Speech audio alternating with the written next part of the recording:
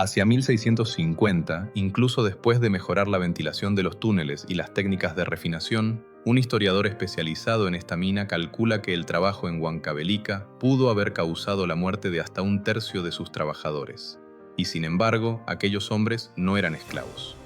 La corona española había prohibido, por ley, esclavizar a los indígenas de América.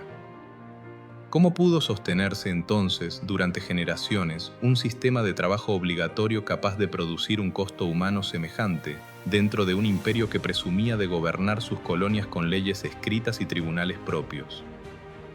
Esta es la historia de una ley que reconocía a los indígenas como personas libres y protegidas, y de un sistema que, al mismo tiempo, convirtió su trabajo obligatorio en una pieza esencial de la economía imperial.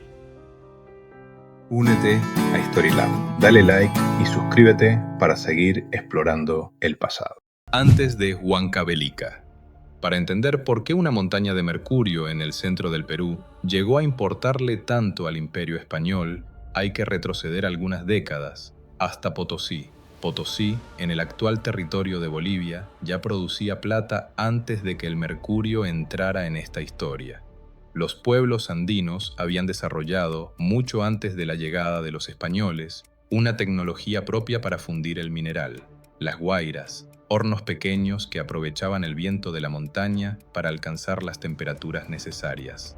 Estos hornos se ubicaban deliberadamente en las laderas más expuestas al viento, porque el fuego necesitaba ese oxígeno adicional para separar la plata del resto de la roca. Con esa tecnología, los primeros años de explotación colonial en Potosí fueron extraordinariamente rentables. Pero las guairas solo funcionaban bien con mineral de alta ley, es decir, con una alta concentración de plata. Y ese mineral, el más superficial y el más rico, comenzó a agotarse hacia mediados del siglo XVI. Lo que quedaba bajo tierra era plata de menor concentración, mezclada con otros minerales, mucho más difícil de separar con fuego. La producción cayó, y con ella cayeron también los ingresos de la corona, que dependía de esa plata para sostener buena parte de su presupuesto imperial. La solución no vendría del fuego, sino de la química. Existía un método capaz de extraer plata incluso de mineral pobre: la amalgamación, un proceso que utilizaba mercurio para separar la plata del resto de la roca. Pero ese método tenía una condición: necesitaba mercurio en grandes cantidades, de forma constante y relativamente cerca de las minas de plata. España no podía depender indefinidamente de traerlo desde Europa. Necesitaba encontrarlo en América.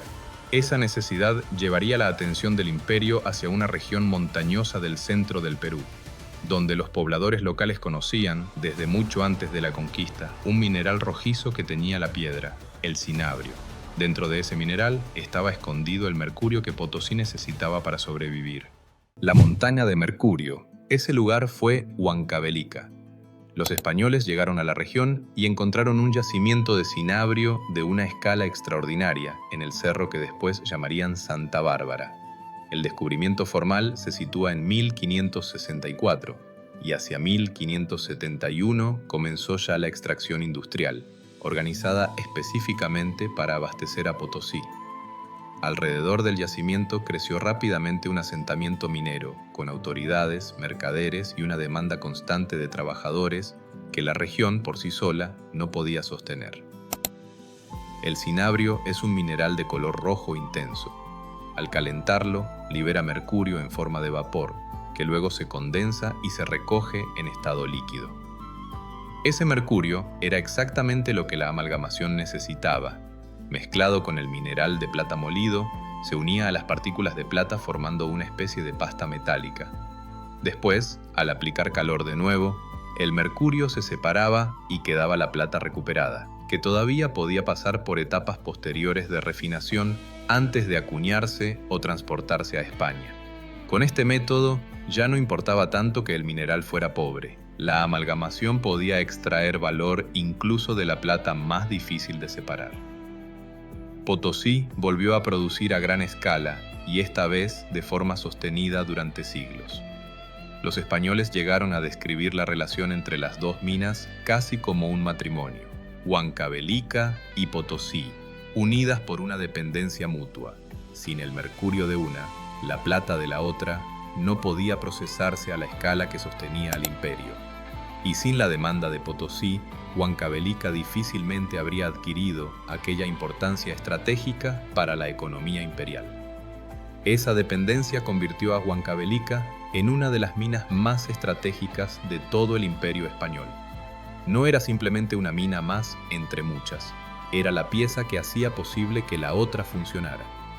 Y esa importancia estratégica traería consigo una exigencia constante de mano de obra.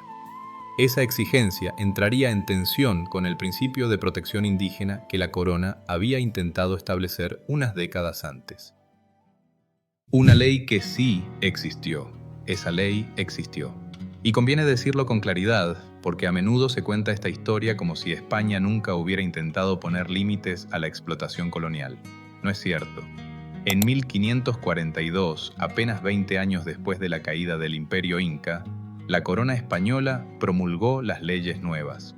Detrás de esa legislación estaba, sobre todo, la insistencia de un fraile dominico, Bartolomé de las Casas, que había denunciado durante años el trato que recibían los indígenas en las colonias. Sus denuncias llegaron hasta el rey Carlos I, quien ordenó revisar la legislación colonial. Las leyes nuevas prohibieron esclavizar a los indígenas por cualquier motivo, incluyendo la guerra o el rescate. Reafirmaron que los indígenas eran vasallos libres de la corona y que no podían ser esclavizados legítimamente.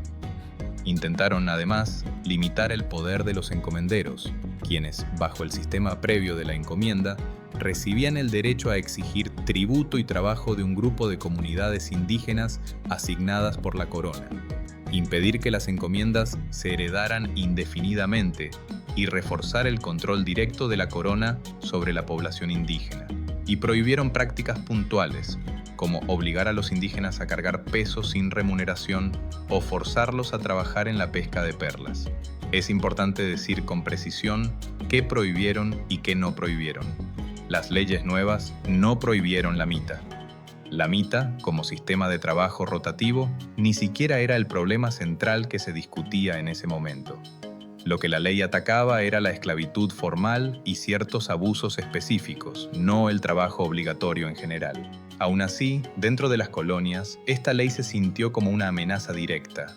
Los encomenderos, que dependían del trabajo forzado de los indígenas para sostener su riqueza, reaccionaron con violencia. El primer virrey del Perú, Blasco Núñez Vela, llegó decidido a aplicar las leyes nuevas con rigor. Esa decisión le costó el cargo y, finalmente, la vida. Fue apresado en septiembre de 1544 y, 2 años más tarde, derrotado y ejecutado. Detrás de su caída estaba Gonzalo Pizarro, que lideró una rebelión abierta de encomenderos y gobernó el Perú de facto durante varios años, hasta que fue derrotado en la batalla de Jaquijahuana en abril de 1548 y ejecutado poco después. Esto no fue una simple desobediencia silenciosa, fue un conflicto político y militar real que terminó con la muerte de un virrey y de un rebelde. Y la corona, presionada por el costo económico y militar de sostener la ley, terminó cediendo. En octubre de 1545 suspendió el capítulo que prohibía heredar las encomiendas. Si esta forma de contar la historia atenta a los matices, a lo que sí ocurrió y a lo que realmente cambió, te resulta útil, suscribirte a Storylab ayuda a que sigamos reconstruyendo estas historias que no caben en versiones completamente blancas o negras. La solución de Toledo. 30 años después de las leyes nuevas, llegó al Perú un virrey decidido a resolver, de una vez por todas, los problemas de gobernabilidad y de producción que arrastraba la colonia. Francisco de Toledo. Toledo reorganizó el virreinato de arriba abajo. Concentró a la población indígena, hasta entonces dispersa en comunidades pequeñas, en asentamientos más grandes llamados reducciones, que permitían administrarla, evangelizarla, cobrarle tributo y, sobre todo, calcular y movilizar con precisión las cuotas de trabajo que el imperio exigiría a cada provincia. Y en 1573 institucionalizó formalmente la mita minera, un sistema que obligaba a varones indígenas en edad de tributar a rotar en turnos de trabajo forzado en las minas de Potosí y de Huancavelica. Para justificar este sistema, los administradores coloniales recurrieron a un argumento conveniente. La mita ya existía antes de la llegada de los españoles, y es cierto. Entre los pueblos andinos, la mitá era una institución antigua de trabajo rotativo, basada en relaciones de reciprocidad. Quien trabajaba para la comunidad o para el Estado inca recibía a cambio protección, tierras o alimento. No era una relación de igual a igual, pero tampoco era una simple extracción unilateral de trabajo. La versión colonial conservó el nombre y la lógica del turno rotativo, pero cambió por completo su función.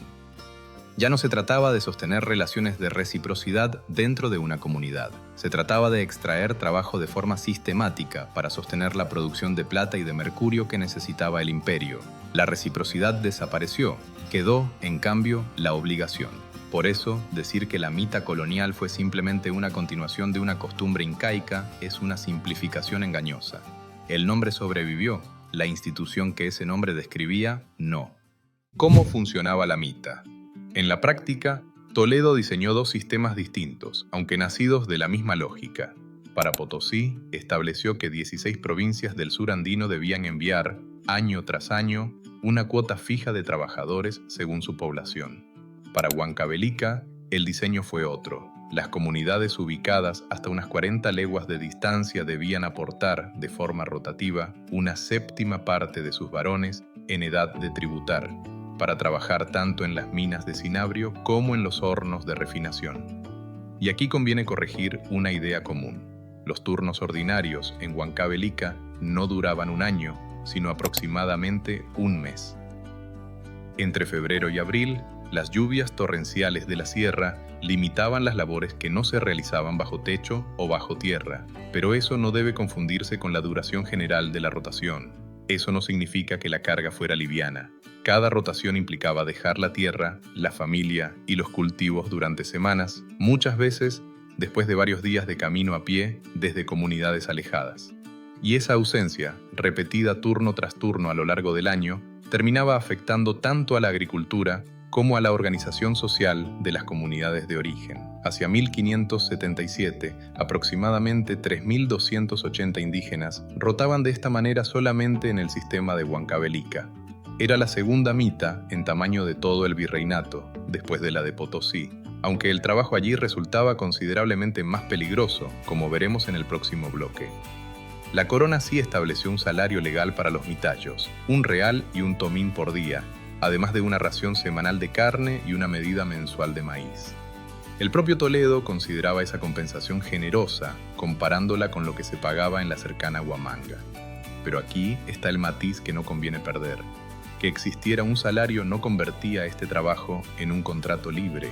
Ningún mitayo podía decidir si quería o no presentarse a trabajar en la mina.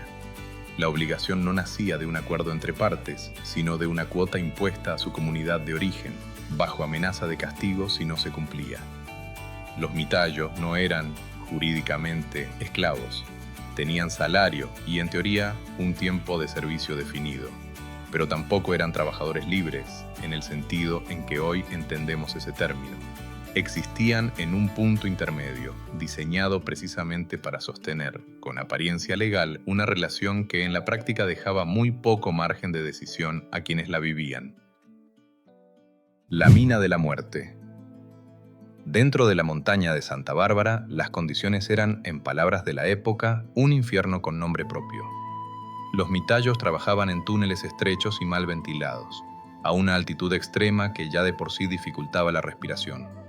Ahí dentro picaban la roca para extraer el cinabrio, lo transportaban a cuestas hasta la superficie y luego lo llevaban a los hornos, donde el mineral se calentaba hasta liberar el mercurio en forma de vapor. La exposición repetida a ese vapor producía un envenenamiento progresivo y podía provocar daño neurológico irreversible, temblores, problemas respiratorios y deterioro renal.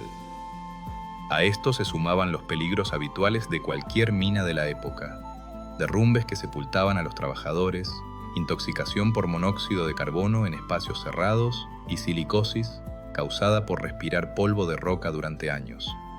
Algunos turnos se extendían también durante la noche, cuando la falta de luz y de ventilación hacía el trabajo todavía más peligroso. Las autoridades coloniales llegaron a debatir y a regular ese punto, e incluso a prohibir formalmente el trabajo nocturno en ciertos periodos. Pero esas regulaciones chocaban, una y otra vez, con la necesidad de mantener el ritmo de producción que Potosí exigía. Las prohibiciones se repetían, precisamente, porque se seguían incumpliendo. Quienes escribieron sobre Huancavelica en esa época no dejaron dudas sobre lo que significaba trabajar ahí. El cronista indígena Felipe Guamán Poma de Ayala, que conocía de cerca la región, resumió la situación con una frase que no necesita explicación adicional. En esas minas, escribió, se acaban los indios. No fue el único en decirlo. A comienzos del siglo XVII, un jesuita que evaluó de cerca el sistema, Pedro de Oñate, escribió sobre los mitallos de Huancavelica una frase todavía más directa. Se echa de ver que les mata el azogue. Azogue era precisamente el nombre que se le daba al mercurio en esa época. ¿Cuánta gente murió realmente en Huancavelica? No existe un registro que permita dar una cifra exacta y confiable para toda la historia de la mina. Pero sí existe una estimación seria, elaborada por Kendall Brown, uno de los historiadores que más ha estudiado esta mina en particular. Según su investigación, hacia 1650, después de mejoras en la ventilación de los túneles y en las técnicas de refinación que habían logrado reducir la mortalidad respecto a las primeras décadas, el trabajo en Huancavelica pudo haber causado la muerte de hasta un tercio de sus trabajadores, incluyendo tanto a quienes descendían a los túneles como a quienes estaban expuestos en los hornos y otras áreas de procesamiento. No es un conteo exacto, es una estimación con un límite superior referida al conjunto de los trabajadores de Huancavelica. Pero incluso como estimación, basta para entender por qué Huancavelica se ganó, entre quienes la conocieron de cerca, el nombre de la mina de la muerte, y por qué en los debates coloniales de la época se llegó a describirla como un matadero público. Ni leyenda negra ni leyenda rosa. Con esta evidencia sobre la mesa, es más fácil entender por qué Huancavelica no encaja limpiamente en ninguna de las dos versiones que suelen contarse sobre la colonización española. Existe una versión que presenta a España como una potencia colonial sin ninguna ley, sin ningún límite, dedicada exclusivamente a la explotación. Esa versión no resiste lo que acabamos de ver. Las leyes nuevas existieron. Bartolomé de las Casas denunció los abusos con insistencia real. Un virrey murió intentando aplicar esa ley. Hubo debates, regulaciones e intentos de limitar el trabajo nocturno. Nada de eso es compatible con la idea de una colonización completamente desregulada. Pero existe también otra versión, la contraria, que señala esas mismas leyes protectoras para argumentar que España, en el fondo, trató con benevolencia a los pueblos indígenas. Esa versión tampoco resiste la evidencia, porque mientras esas leyes existían en el papel, el mismo aparato de gobierno que las promulgaba diseñó, décadas después, un sistema de trabajo obligatorio, institucionalizado y sostenido durante siglos, con un costo humano que la propia administración colonial conocía y documentaba. La explotación en Huancavelica no fue el resultado de colonos desobedientes actuando por su cuenta, al margen de la ley. Fue organizada por el Estado mediante ordenanzas, cuotas y funcionarios. Necesitaba el mercurio para sostener la plata de Potosí, y la plata de Potosí para sostener buena parte de la economía imperial. Ese fue el punto exacto donde la protección legal y la necesidad económica dejaron de poder coexistir sin fricción. Historiadores como Ricardo García Cárcel han insistido en que casos concretos como este son los que realmente iluminan el periodo. Ni una conspiración uniforme contra España, ni una historia de protección legal cumplida, sino, en sus palabras, muchos grises. No hace falta resolver aquí un debate historiográfico de siglos para entender lo esencial. Huancavelica obliga a abandonar dos ideas cómodas al mismo tiempo: que la colonización española careció por completo de leyes y que esas leyes describieron con fidelidad lo que realmente ocurría sobre el terreno. Libres por ley, sin opción, frente a la montaña. Volvamos entonces a la pregunta con la que empezamos. ¿Cómo pudo sostenerse durante generaciones un sistema obligatorio con semejante costo humano dentro de un imperio que había prohibido por ley esclavizar a los indígenas? La respuesta no es que la corona española careciera de leyes protectoras. Las tuvo, y el intento de aplicarlas llegó a provocar rebeliones, destituciones y muertes. La contradicción estaba en otro lugar. La economía imperial necesitaba el mercurio de Huancavelica para procesar la plata de Potosí y necesitaba trabajo indígena obligatorio para extraer ese mercurio.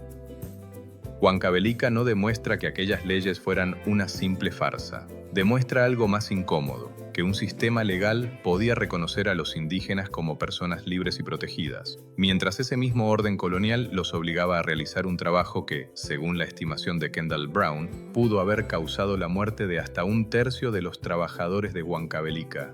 En el papel, aquellos hombres no eran esclavos. Frente a la montaña, seguían sin poder elegir.